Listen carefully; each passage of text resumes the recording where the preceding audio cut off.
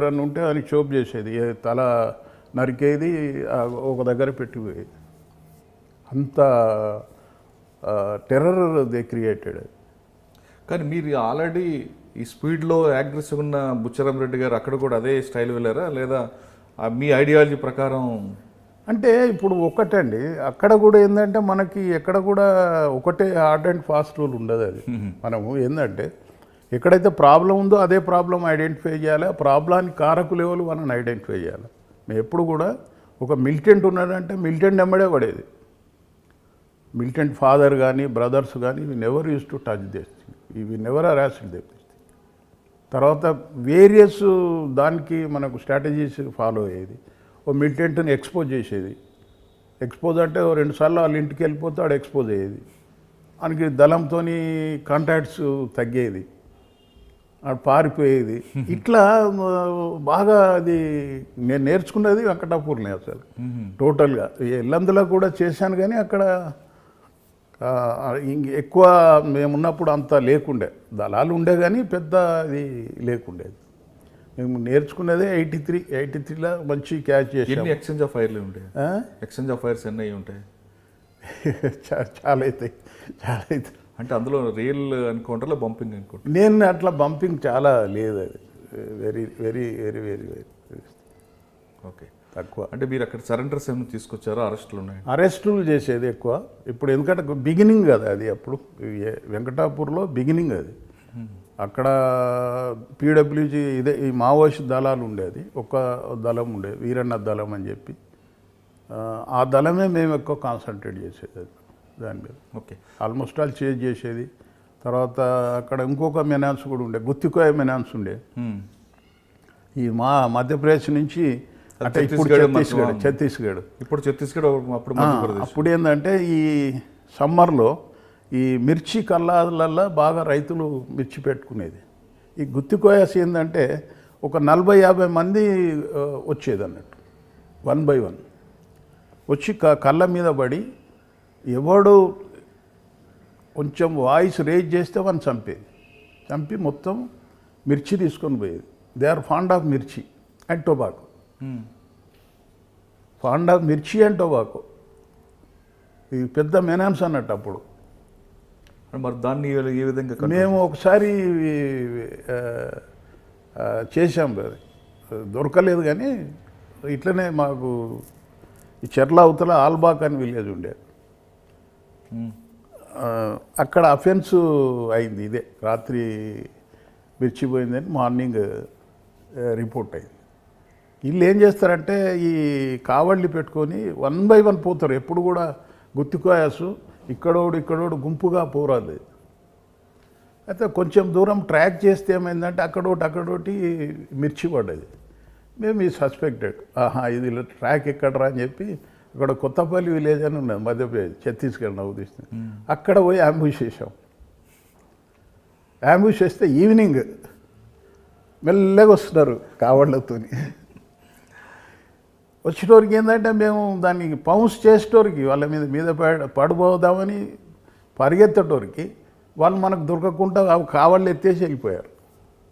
అంటే వాళ్ళని పట్టుకుని మనతో కాదు, అది కష్టం. అది వాళ్ళు దేనికి కూడా భయపడరు గుత్తికోయాసు, ఎందుకంటే బోస్ అండ్ యారోస్ ఉంటాయి వాళ్ళ దగ్గర. దేనికి మనకి భయపడరు, వాళ్ళు అస్సలే భయపడరు. అది దొరకలేదు కానీ ప్రాపర్టీ కూడా రికవర్. తర్వాత ఎక్కడండి? తర్వాత అది అక్కడ ఇదే ఈ ఎక్సిబిజము ఇది ఎప్పుడు బాగా యాక్టివ్ ఉండి, తర్వాత ఈ అరెస్టుతోని ఏమైందంటే ఈ క్యాడర్ను దళంతో అతనితోని ఒక మంచి డంప్ రికవర్ చేసాం. పాంబడూరు గుట్టలు అని చెప్పి ఒకటి, ఆ మీద పోయి we recover heavy dump of experience. అదే ఫస్ట్ టైం అనుకోండి అది. అది ఎంత చాలా ఏంటంటే స్పేర్ పార్ట్స్, గ్రానైట్ పార్ట్స్ అన్నీ, లిటరేచరు వాళ్ళు రాసుకున్నవి చేసినవి డాక్యుమెంట్స్, యూనిఫామ్స్, వాళ్ళంతా డంప్ అంటే అది అట్లా ఉండేది. I could recover the dump. Next ఎక్కడికి వచ్చారు? వెంకటాపూర్ నుంచి తర్వాత ఈ posted to Kothagudem 3 town. Okay, 3 town Kothagudem 3 town నాకు పోస్ట్ చేశారు.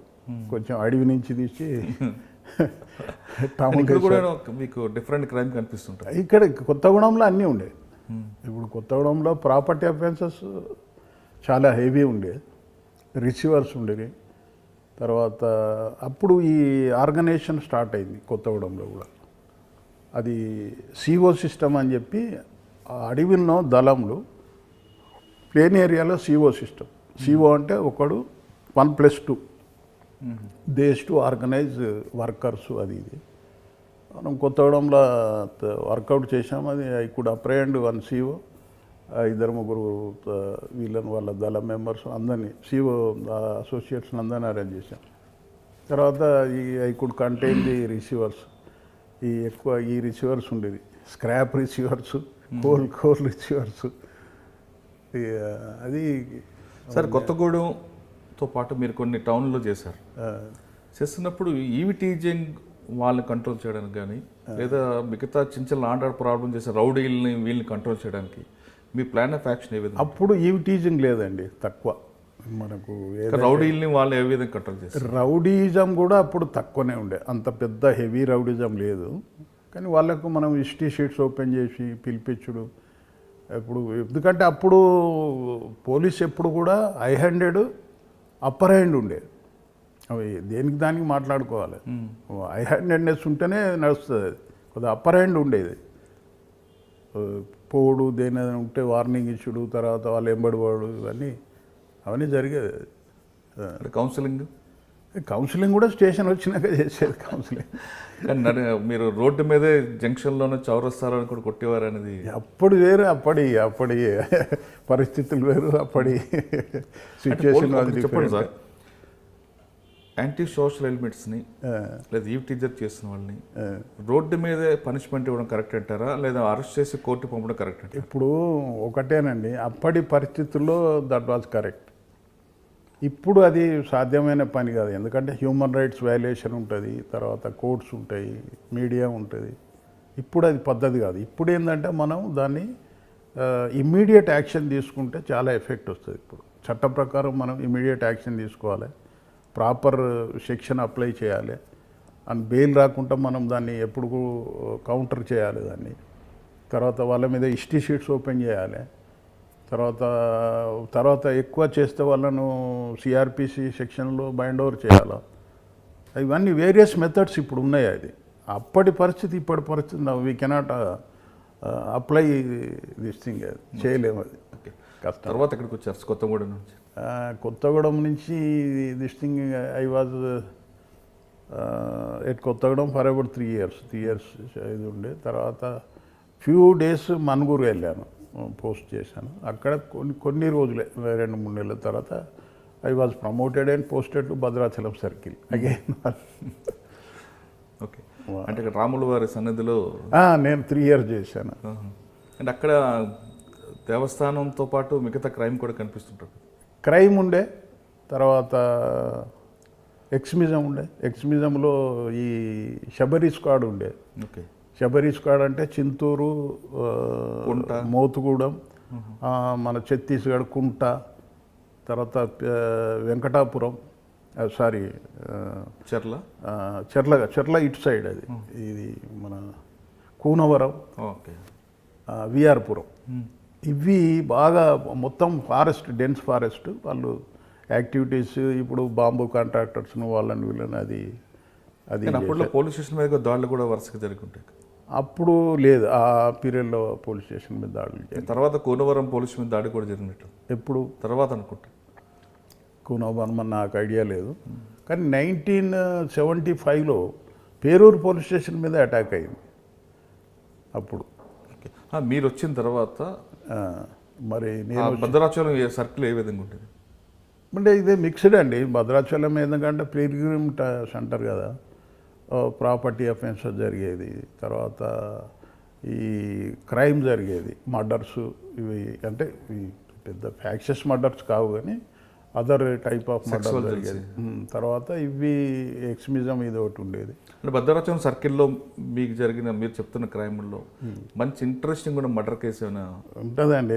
చాలానే. దాదాపు నేను 3 yearsలో దాదాపు 19 మర్డర్స్లో నేను ఎందుకంటే మీకు క్రైమ్ నేను డిటెక్ట్ చేసేది అది అది బాగా ఏంటంటే ఒక ఇంట్రెస్టింగ్ ఏంటంటే ఒక ఎస్టీ ఇది ఇమీడియట్ పోలీస్ స్టేషన్ కంప్లైంట్ వచ్చేది.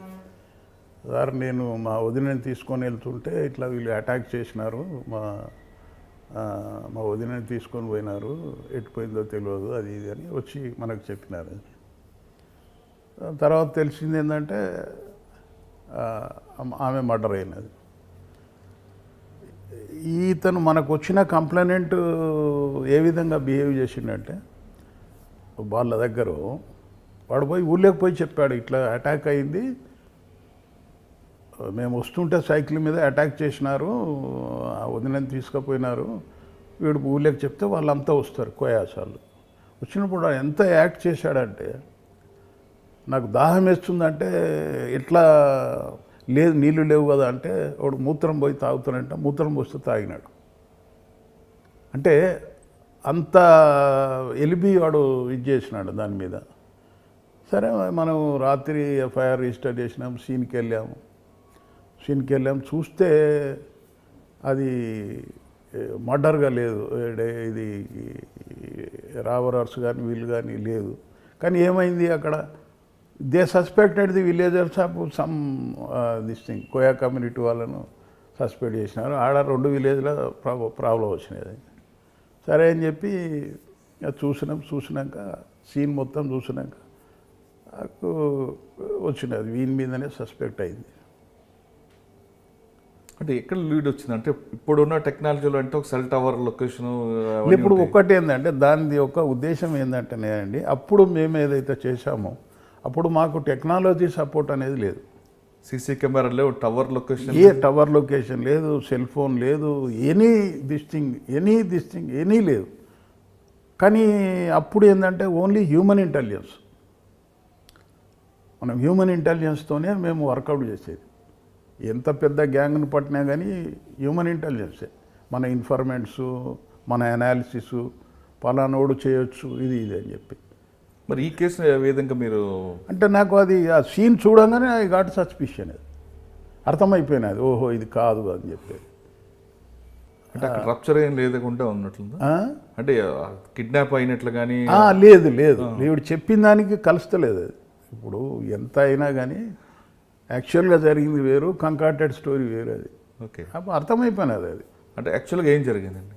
యాక్చువల్గా చెప్తా, అతను వచ్చి తీసుకొచ్చి ఇంటరాక్షన్ చేసినాం. తొందరగా చెప్పాడు కదా, కొంత టైం అయినాక చెప్పిండు, ఈ confess to have killed this thing. ఎందుకు చేసినాడంటే that was the interesting story. ఈ లంబాడా ట్రైబల్స్లో ఒక ట్రెడిషన్ ఉన్నది, వీళ్ళ అన్న చనిపోతే ఏంటంటే ఆమెను ఇతనికి ఇచ్చి పెళ్లి చేయాలనేది ఆ విలేజర్స్ డిసైడ్ చేశారు. ఎందుకంటే మాది వాలి సంతతి, రామాయణంలో వాలి సంతతి. వాలి చనిపోతే వాలి భార్యను సుగ్రీవుడు చేసుకున్నాడు. కాబట్టి ఏంటంటే వాళ్ళు ఎందుకు ఇది డిసైడ్ చేసేదంటే ఇది మాది, ఇది సంతతి, ఈమెను ఇతనికి కట్టబెట్టాలి. కట్టబెడితే ఇంకో రెండో బెనిఫిట్ ఏంటంటే ప్రాపర్టీ అంతా ఎక్కడికి పోదు, కుటుంబంలో ఉంటుంది. అది వీనికి ఇష్టం లేదు, వీనికి అది దాంట్లో ఇష్టం లేదు. ఎందుకంటే ఏజ్ డిఫరెన్స్ ఉన్నది, ఆమె పిల్లల తల్లి, ఎవరైనా యంగ్ చేయడు కదా. అక్కడ ఏం చేశాడు, సరే అని చెప్పి ఈ కెనాట్ డూ ఎనీథింగ్ బికాజ్ ఎల్డర్స్ది వాళ్ళది పెద్దది కదా. అక్కడ వన్ ఫైన్ మార్నింగ్ సైకిల్ మీద భద్రాచలం తీసుకొచ్చినాడు, మంచిగా అన్నీ కొనిపించినాడు, అన్నీ చేసినాడు.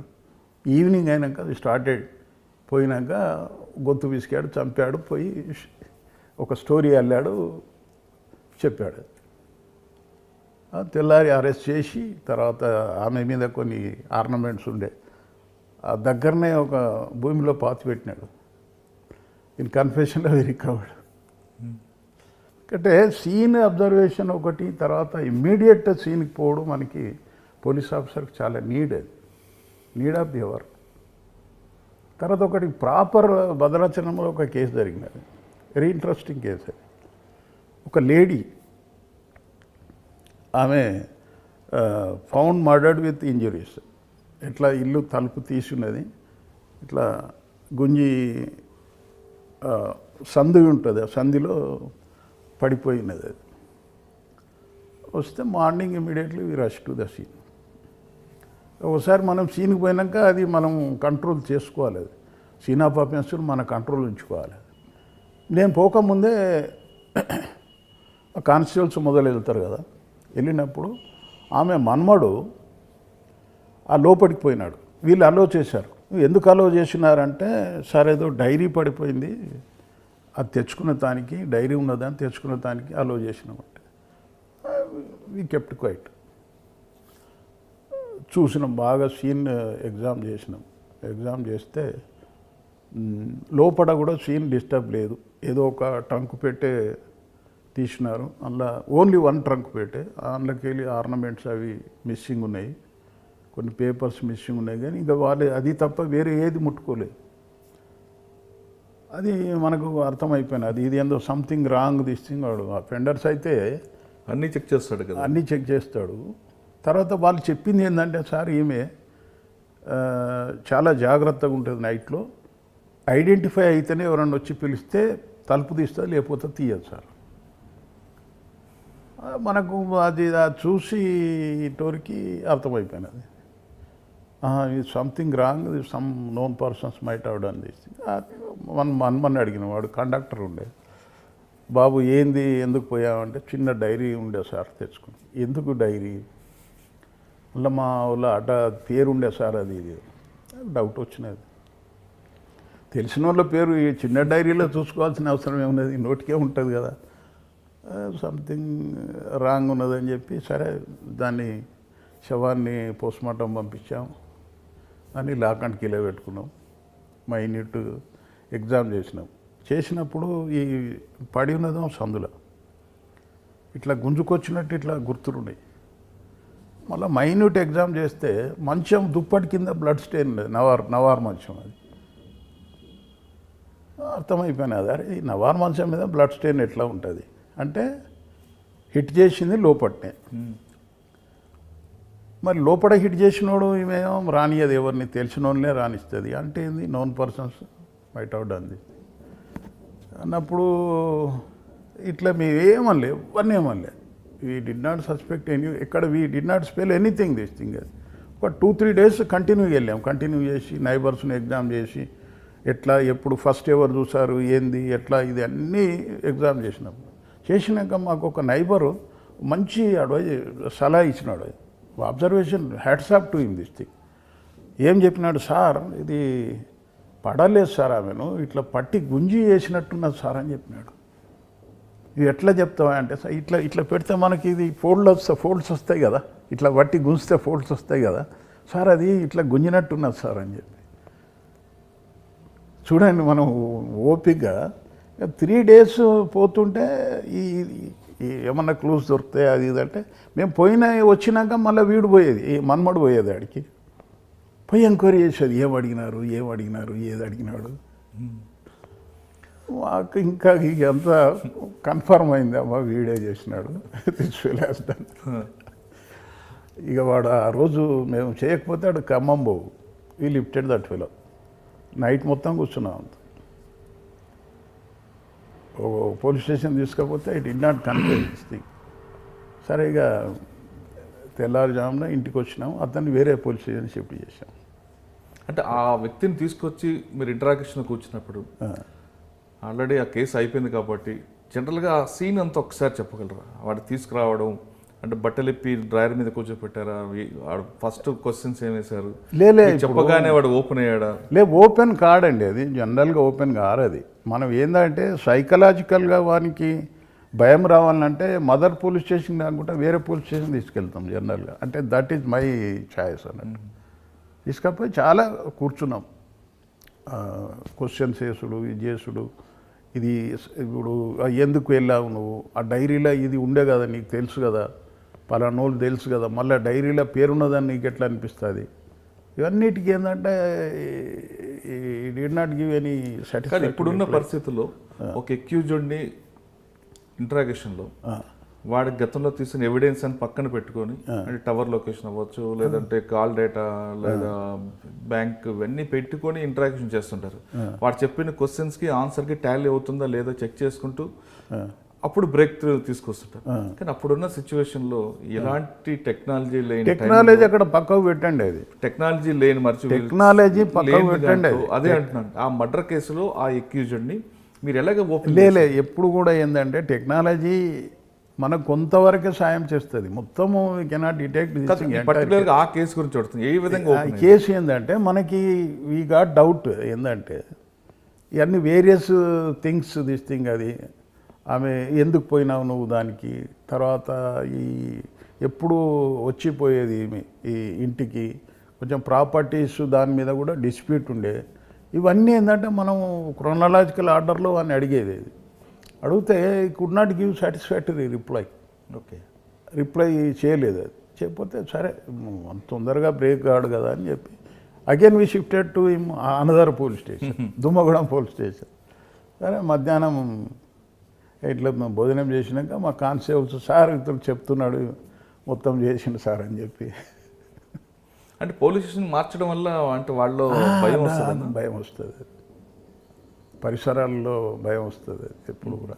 అది సరే మళ్ళీ తెప్పించుకొని చూసి అది చేసినాక. అంటే కొట్టడం వల్ల చెప్పాడా లేదంటే ఈ స్టేషన్ కొట్టుడు టు సమ్ ఎక్స్టెంటేనండి, మొత్తము కొట్టేతో ఎవడు చెప్పడు, అది రాంగ్ నోషన్. అది ఒక టు సమ్ ఎక్స్టెంటే. అది మెజారిటీ కేసెస్లలో మనం వైలెన్స్ కొట్టకుండా కూడా మనం చాలా చేయొచ్చు. కొన్ని కేసులలో ఇది మనకు రివర్స్ అవుతుంది, వాడు అసలే చెప్పాడు, మొండికేస్తాడు. We have to study the psychology of that criminal. Right, మనం క్రిమినల్ సైకలాజీని అండర్స్టాండ్ చేసుకోకుండా మనం ఎప్పుడు కూడా ఇన్వెస్టిగేట్ చేయకూడదు, ఇంటరాక్షన్ చేయకూడదు. అది చాలా ఇంపార్టెంట్. క్రిమినల్ నాగా ఎప్పుడు చూడొద్దు. Is a human being. Criminal అనేది ఒక హ్యూమన్ బీయింగ్. వాడు ఎందుకు క్రిమినల్ అయింది అనేది it is nothing this thing. అది మనతోని కాదు, అది అంటే మనం చేయలేదు, మనం బాధ్యులం కాం, పోలీసు బాధ్యులం కాం. మన బాధ్యత ఏంది, అతను అఫెన్స్ చేసిండా లేదా, అఫెన్స్ చేస్తే అతను కన్ఫెస్ చేస్తున్నాడా లేదా, కన్ఫెస్ చేస్తే అది ట్రూ కన్ఫెషనా నాట్, అదే మన బాధ్యత. అంతేగాని మనం ఏదో వాని మీద ద్వేషం ఉన్నట్టు అది ఎప్పుడు బిహేవ్ చేస్తే మనకు రివర్స్ అవుతుంది. మనం సంఘ సంస్కర్త కాదు మనం. కాబట్టి ఏంటంటే ఎప్పుడైనా కానీ మనం అతన్ని హ్యూమన్ బీయింగ్ లాగానే చూడాలి. చాలా ప్లేసెస్లలో చాలా పొరపాటు చేస్తారు, సరిగా టైంకి అన్నం పెట్టరు, ప్రాపర్ ఫుడ్ పెట్టరు. అది చాలా తప్పు. అది ఓకే, అంటే మీరు క్రిమినల్స్ని ఈ విధంగా ముందు వాడు ఆకలి కాడు తీర్చి తర్వాత క్వశ్చన్స్ ఎప్పుడైనా అంతేనే, ఎప్పుడు కూడా టైంకి వాళ్ళకి ఫుడ్ అనేది కంపల్సరీ అరేంజ్ చేసేది.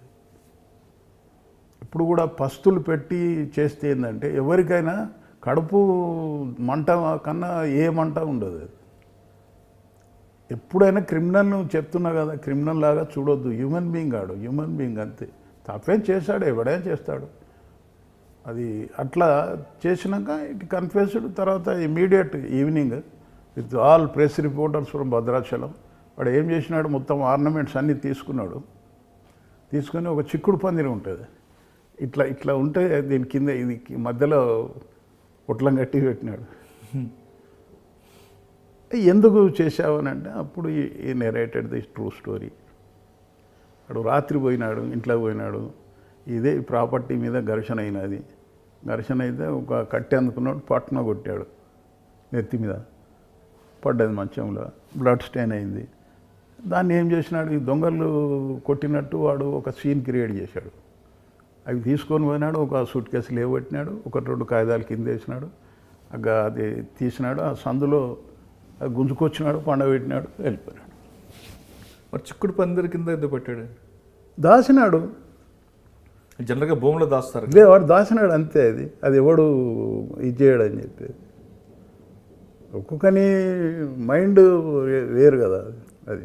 తర్వాత మాకు ఆ రోజే, ఎందుకంటే మార్నింగ్ అక్కడ చూసిందంటే బాగా నిద్ర లేకుంటున్నది ఆయన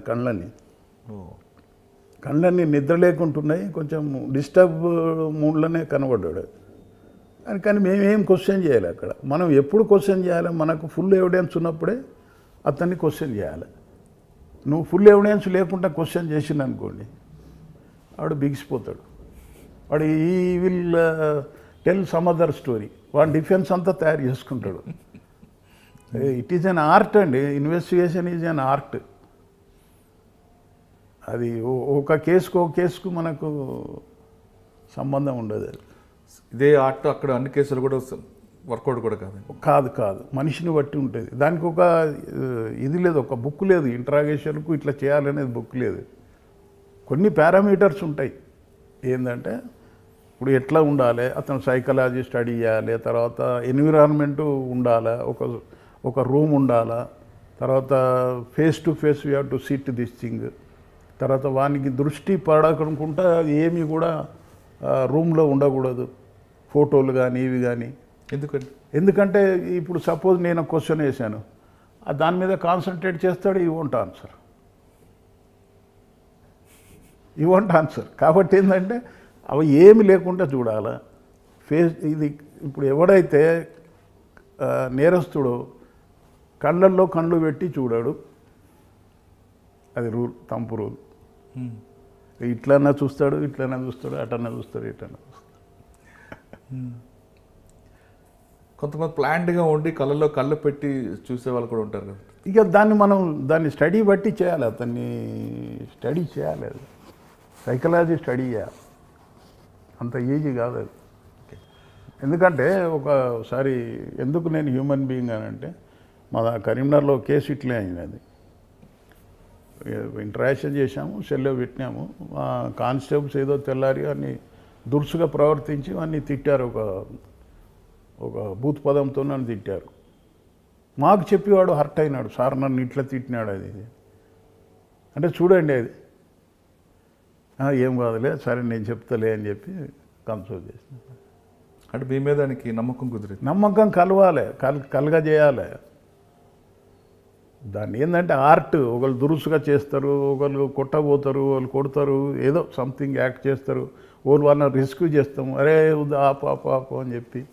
ఇట్లా మనం ఒక స్టోరీ దాన్ని మనం క్రియేట్ చేయాల్సి వస్తుంది. కొడుతుంటే కొట్టదు అది ఉండాలి. అది ఇప్పుడు యాక్ట్ చేస్తాడు, కొట్టబోతే ఆపు నేనున్నా కదా అని చెప్పి. చాలా ఉంటుందండి అది. అని ఇప్పుడు వాడు బ్రేక్ అవ్వడానికి రకరకాలు చేయాలి.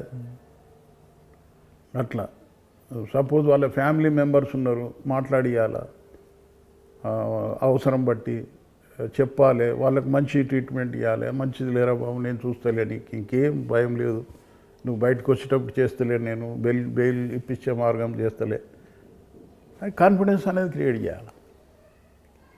ఈ wish to give some money to their this thing wives also this thing. Sir Bhadrachalam తర్వాత ఎక్కడికి వచ్చారు? భద్రాచలం నుంచి 3 years అయింది దాదాపుగా. 3 yearsలో మంచిగా 3 పట్టాభిషేకాలు, 3 ముక్కోటి ఏకాదశి బందోబస్తులు చాలా బ్యూటిఫుల్గా చేసినాం అప్పుడు. మాకు ఎందుకంటే first history in the Bhadrachalam చెప్పకూడదు కానీ, Huda was the SP, Syed Anwarul Huda అని చెప్పి. ఆయన ఏం చేశాడంటే, అంతకుముందు భద్రాచలానికి వేరియస్ డిస్ట్రిక్ట్స్ నుంచి ఫోర్స్ని తీసుకొచ్చాయి, ఆంధ్ర నుంచి కానీ ఇక్కడి నుంచి కానీ. ఆయన ఏం చేసినాడు, first time no, should not call any one from any district, మన ఫోర్స్ మనకు సరిపోతుంది అని చెప్పి మా డిస్ట్రిక్ట్ ఫోర్సే డ్రా చేసి మేము దాన్ని పకడ్బందీ ప్లాన్ చేసేది. నేను ఒక్కనే, నాకు డిఎస్పీలు ఎవరు రాకపోయేది, వాళ్ళు ఆ మీది బంగ్లాలనే కూర్చునేది, మేము వర్కౌట్ చేసేది. ఆయన ఎస్పీ వాజ్ వెరీ పర్టిక్యులర్, వచ్చి తిరిగేది ఎక్కడ ఏ మెన్కి ఎక్కడ అకామిడేషన్ ఇచ్చినారు, whether accommodation is good or not, that is more this thing, hour of the need. అది ఇప్పుడు మెన్కి అకామిడేషన్ లేకపోతే వాళ్ళు ఎట్లా పర్ఫామ్ చేస్తారు బందోబస్తు, అది చూసేది. చూసినాక మాకు ఏ బందోబస్తు కూడా ఎక్కడ కూడా ఏమి ఇంత ప్రాబ్లం రాకుండా ఎలోన్ ఐ డెల్ట్ ది బందోబస్తు, ఎక్కడ ప్రాబ్లం రాలేదు. ఓకే. రాత్రంతా కూర్చొని మొత్తం పేపర్ మీద పోస్టింగ్స్ వేసేది, తెల్లారి పిలిచేది, ఒక్కొక్కరికి చెప్పేది, బ్రీఫింగ్ ఇచ్చేది, పంపించేది. చాలా బాగా మజా వచ్చేది అది. తర్వాత ఎక్కడికి వచ్చారండి? తర్వాత అది ఐ వాజ్ పోస్టెడ్, మళ్ళీ ఇంటర్ డిస్ట్రిక్ట్ మారింది నాది, కరీంనగర్కి వచ్చాను. That is in the year 1990. అప్పుడు కరీంనగర్ మండిపోతున్నది, ఒక అగ్నిగోళం అనుకోండి అది. ఎందుకంటే ద ప్రాబ్లమ్ ఈజ్ దట్ 89లో చెన్నారెడ్డి గారు ప్రభుత్వం వచ్చినాక వాళ్ళను నక్సలైట్స్ను లిబరలైజేషన్ చేశాడు. ఏం చెప్పాడు, సరే పెట్టుకొనియండి వాళ్ళని, మీటింగ్ పెట్టుకొనియండి వాళ్ళను, మనం ఎందుకు అనచాలే అని చెప్పి అందరినీ ఆయనే ఒక బ్లాంక్ ఆర్డర్ ఇచ్చినాడు. బ్లాంక్ ఆర్డర్ ఇచ్చినప్పుడు ఏంటంటే ఇనిషియల్గా చాలా లాండ్ ఆర్డర్ ప్రాబ్లం బాగా వచ్చింది. ఎందుకంటే వాళ్ళంతా ఒక పంజరంలో ఉన్నోళ్ళు బయటికి వెళ్తే, పంజరం ఉన్న చిలుకలు బయటికి పోతే ఫ్రీ పోతాయి కదా, అట్లా చాలా ఒక అగ్నిగోళం లాగుండే కరీంనగర్. అది ఎప్పుడైతే వాళ్ళకు ఇది చేసినారో, స్వేచ్ఛాయుత మీటింగ్లు పెట్టుకోవాలి ఇవన్నీ ఇచ్చినప్పుడు ఏమైందంటే మొత్తము యూజీ క్యాడరు, మిలిటెంట్స్ అంతా ఎక్స్పోజ్ అయ్యారు. సార్ మీరు కరీంనగర్ వచ్చేదా, కరీంనగర్ అగ్నిగుండంలా ఉందని చెప్తున్నారు. ఎందుకంటే ఒకటి ఏంటంటే ఫస్ట్ ఏంటంటే అప్పుడు top priority to control this extremism. అది first priority in Karimnagar. Situation ఎట్లా ఉన్నదంటే అప్పుడు ఇప్పుడు ఈ గవర్నమెంట్ పాలసీల వల్ల ఇప్పుడు గ్రూప్స్ అన్నీ విచ్చలవిడైనాయి. Particularly with in the groups చాలా కొట్టాటలు జరిగినాయి. అంత సిరిసిల్ల మాత్రం అది హారిబుల్ సిచ్యువేషన్. అది హారిబుల్ అంటే horrible, you cannot imagine now this thing. ఎందుకంటే అప్పుడు ఈ మావోయిస్ట్ అప్పుడు PWG, Janashakti, they used to fight with each other this thing. ఈ మావోయిస్టులో ఫెరోషియస్, వీళ్ళని అటాక్ చేసి జనశక్తి వాళ్ళను చంపి, ఒక ఊర్లో గంభీరావుపేట దగ్గర వాళ్ళని చంపి వాళ్ళ తలలు తీసుకొచ్చి ఎల్లారెడ్డిపేట పిఎస్ యూనివర్సిటీలో చెట్లకు కట్టారు. మీరు ఇమాజిన్ చేయండి అది ఎట్లా ఉన్నది పరిస్థితి. అది దాని రిటాలియేషన్కు జనశక్తి వాళ్ళు వాళ్ళను కౌంటర్ అటాక్ చేసే శక్తి లేక సీక్వెన్స్గా ఒక మూడు విలేజ్లలో మర్డర్ చేసుకుంటూ పోయారు. ఎవరు భూస్వాముల్ని అని చెప్పి, ఏంది ఎంత 80 years 75 years వాళ్ళను పెద్ద తల్వార్తోని నరుక్కుంటూ వెళ్ళారు. అంటే పరిస్థితి ఎట్లా ఉన్నదో మీరు చూడండి. వాళ్ళు ఏం చేశారు, జనశక్తికి పడకపోవడం కారణం ఏంటంటే వాళ్ళ పాలసీస్ అంతే. అది గంభీరావుపేట దగ్గర మర్డర్ చేసి తలలు తీసుకుపోయి ఎల్లారెడ్డిపేట పిఎస్ లిమిట్స్లో చెట్ల కట్టి ఆ డెడ్ బాడీస్ను ఈ సెస్ వెహికల్ ఉంటుంది, ఎలక్ట్రిసిటీ సెస్ది, ఆ సెస్ వెహికల్ వేసి పంపించారు. చూసిన 3-4 members తీస్తే. అంటే ఒక్క ఎగ్జాంపుల్